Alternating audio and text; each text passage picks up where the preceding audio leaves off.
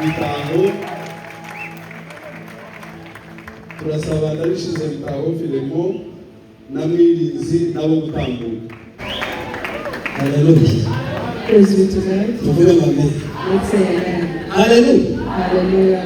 Tuzamure ibiganza turebe ko mumeze neza. Let's raise our hands. Hallelujah. Hallelujah. Hey. Kongera tuzamure kichwa. Umwana arakwiriye. He is worthy. Ahimazwa kimeje. May he be glorified, may he be lifted.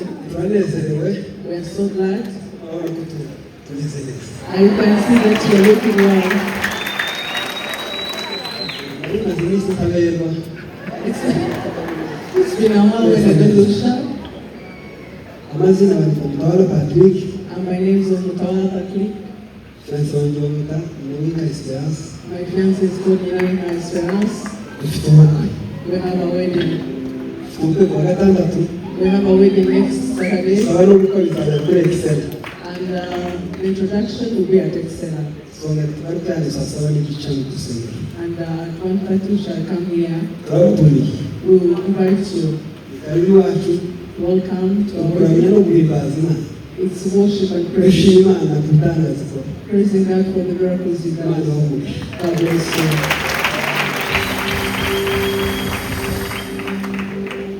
Arakoze cyane kuduha amakuru Thank you so much for inviting us. kugira ngo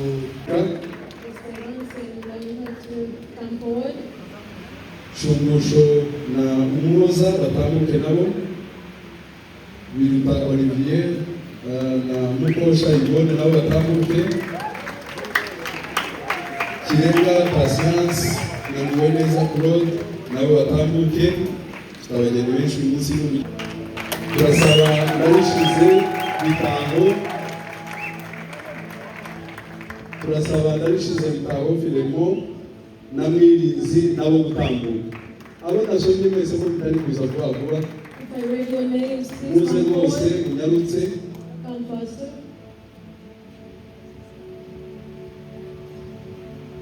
Dukomere Imana amashyi kuko abageni bacu beza.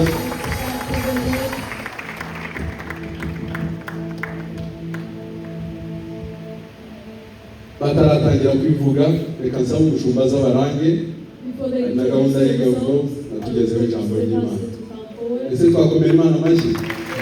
Murakoze cyane.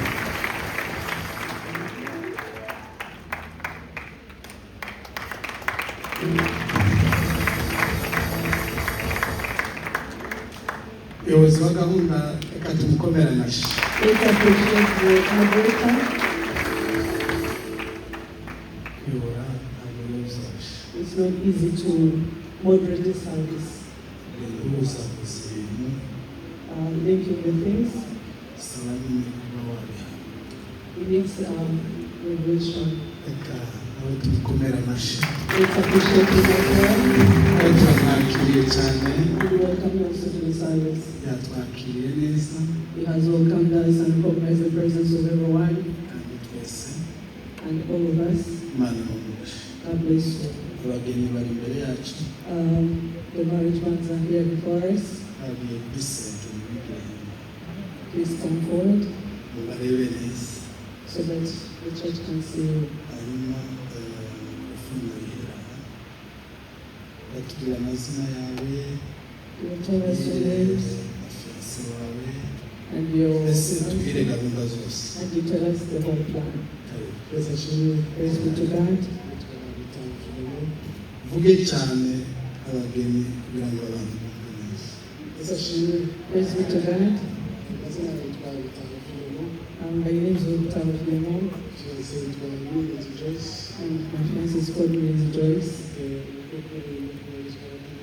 Our wedding is scheduled to be on 20th June. The Holy Matrimony will be here in church. And then the introduction and our wedding will be at Makita tent. We invite you all to come and attend our wedding. Thank you. Praise be to God. Vuga ati twumvise. Amazina ni Christina Cassians. My name is Okenga Constance. Tanzania Boneza Floyd My fiance is called Boneza Floyd.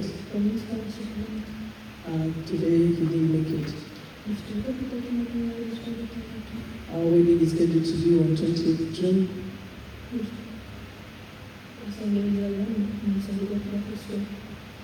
The wedding matrimony will take place here at Foursquare. And the reception will be at Ituze Garden.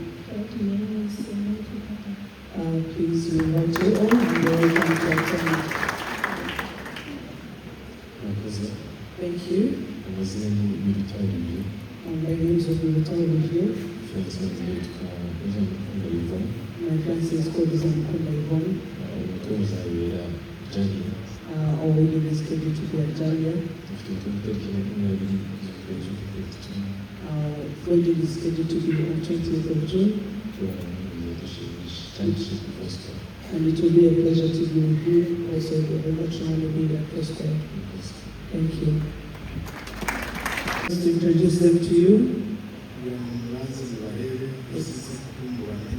It is worth for you to know them and to see them.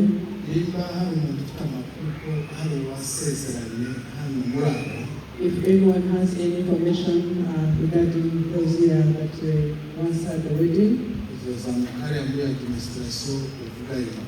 please reach out to the administration to let them know. And you also have to give her the reasons. Most especially photos at the one-side weddings. If such information does not exist, I believe that no one can come to give false information.